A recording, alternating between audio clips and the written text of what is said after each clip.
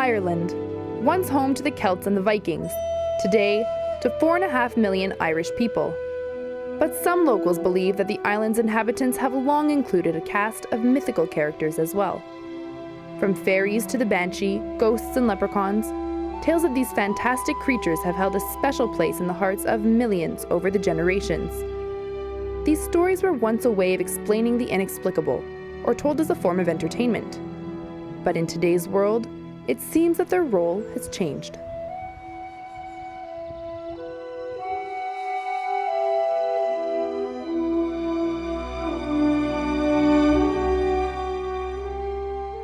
He's halfway across the field and he suddenly hears this sound coming across the wind. De Lundemart, de Lundemart, de Lundemart.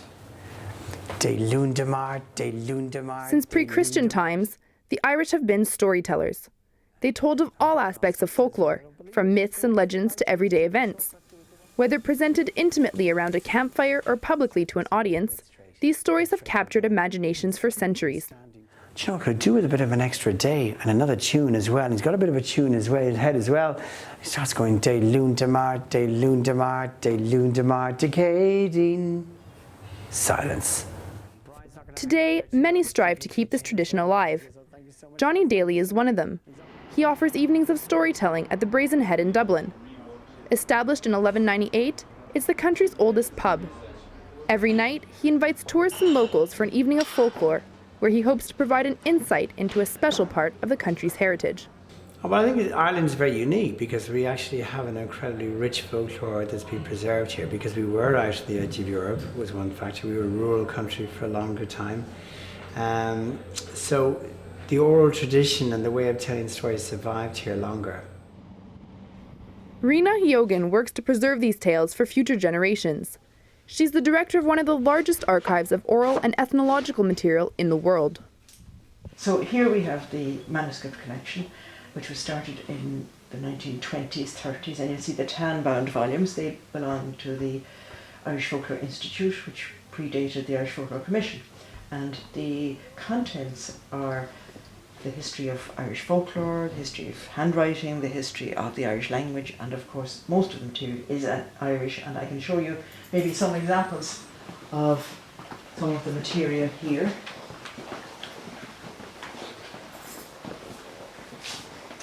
And if we just pick any volume really, maybe we take this one and we just have a look at it. And you can see the painstaking work of the collectors as they transcribed the words of the storyteller to paper.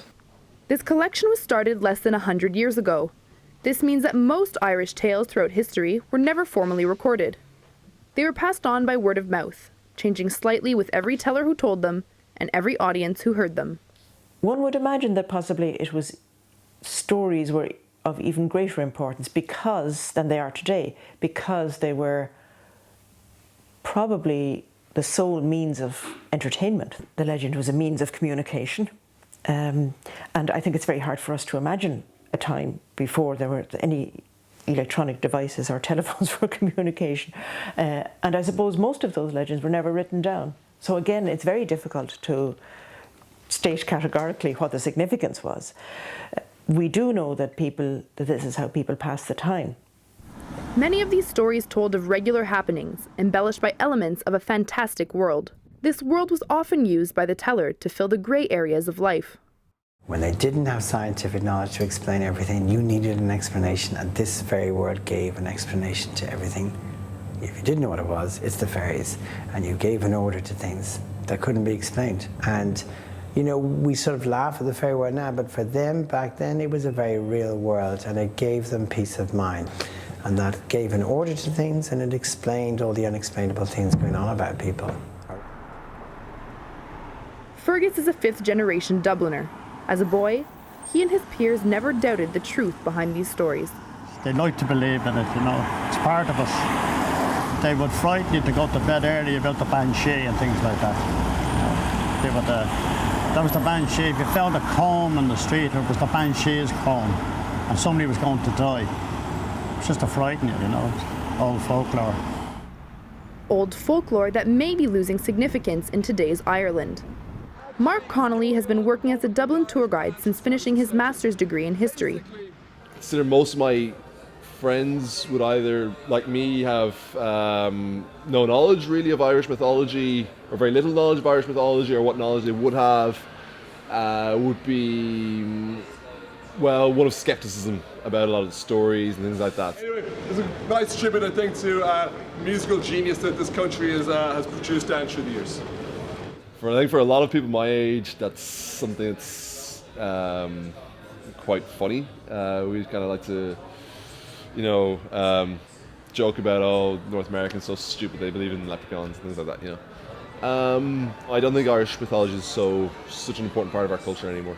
A lot of Irish people feel that they're for foreign consumption, an image to sell to the world. This is what the Irish Tourism Authority would like to capitalize on in coming years.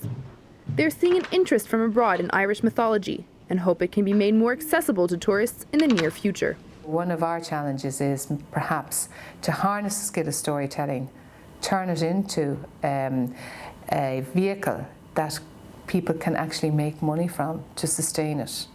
And one of the ways of doing that certainly is developing a network of guides and storytellers in different locations that will offer their services to visitors to take them out and about. They've already entered in a partnership venture at Malahide Castle near Dublin, which welcomes thousands of tourists each year. As part of the castle tour, tourists hear from trained guides who share some of the castle's history, but also many of the legends associated with this 800-year-old building. Legends that some guides may have had their own encounters with. My first or second day here in the winter time last year, I was learning my script, so it must have been very early in my introduction to Malahide Castle. But I was aware, but not at that time when I was reading my script, that the castle had stories associated with it. There was a candle on the floor, which I picked up and placed back in the candelabrum. When I walked away, the candle fell out again at my feet. Gave me a little bit of a scare, so I probably had this preconceived idea. The castle was so dark, I had heard stories about it. And the third time I tried to place it back in the candle holder, it wouldn't go back in, it fell out again. So I think eventually I left it there. I asked one of my colleagues, would they come up and put the candle back in for me? So personally, I like to think maybe it was one of the family ghosts just welcoming me to the castle. That's what I'd like to believe. Brian enjoys telling these stories and finds satisfaction in knowing that he's contributing to the Irish storytelling tradition, one that he fears isn't what it used to be. Great. Are you finished in this room, Margaret? Yeah, I'm finished. Great. There's a good saying that the ghosts and the fairies died out in Ireland when electricity came.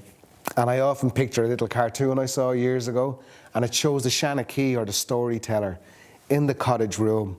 But he's sitting in the corner talking to himself, and the family are now watching the television.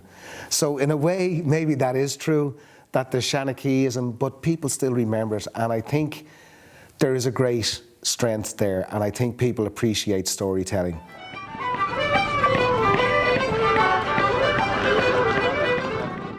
Stories in Ireland, the coming around the fire and telling stories is not as strong, in fairness, as it used to be. It's withered away a lot with TV, the arrival of TV. But it is innate in us to tell stories in this country. You go to a pub and you get sitting around with a bunch of Irish people talking. The stories will come out just about funny things that have happened, and we love to share stories. So we're telling stories all the time. And telling stories is one of Bonnie's specialties. She's the lady of the house at Charleville Castle, right in the heart of Ireland. She's lived there for 25 years, in which time she claims she's experienced her share of unusual happenings. She's heard laughing voices, pianos playing alone, furniture moving unexpectedly. But she isn't afraid of them. On the contrary, she appreciates their presence. This staircase is known as Harriet's staircase because in 1863, there was a midsummer party, and she was looking over to see if her friends were here and fell to her death. Now, Harriet's been a ghost here for quite a while. We first found out about her through my son, who was 4. He went missing. We found him after panicking at the bottom of the staircase. He said, "Little boy and girl held my hand." Now, we didn't see any little boy and girl, and we hadn't thought of ghosts. And we researched the family history and indeed found out. And her brother died when he was 7. So they helped him down that staircase, which is quite scary for a small child. And it's quite low. Bonnie has always been a believer in the supernatural. Though many claim not to share her opinions, their habits often tell a different story. To this day in Ireland, a lot of farmers won't touch what's supposed to be a fairy mound, where they're living underground. They won't plow it, they go around it, even if it takes up a large expanse of land.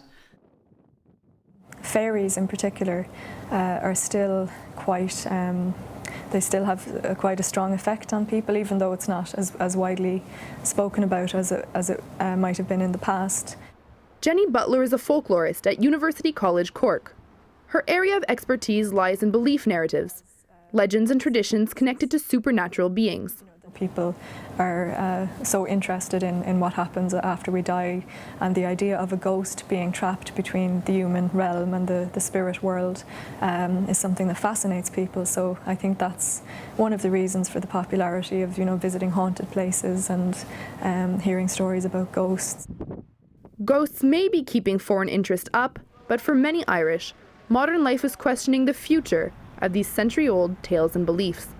It's only been a generation or two that it's sort of faded away with our more modern Ireland. But you talk to people who are, in their 60s and 70s, they remember growing up with all these superstitions and beliefs, and that they were reasonably strong for them back then. He's the youngest of the clan. Say hello. A lot of folklore will die with TV and iPods, and people don't talk anymore hardly. It's all television and that. It can be a bit sad too, that you're losing a bit of heritage. Losing any bit of heritage is sadness. But you have to try and keep it going some way.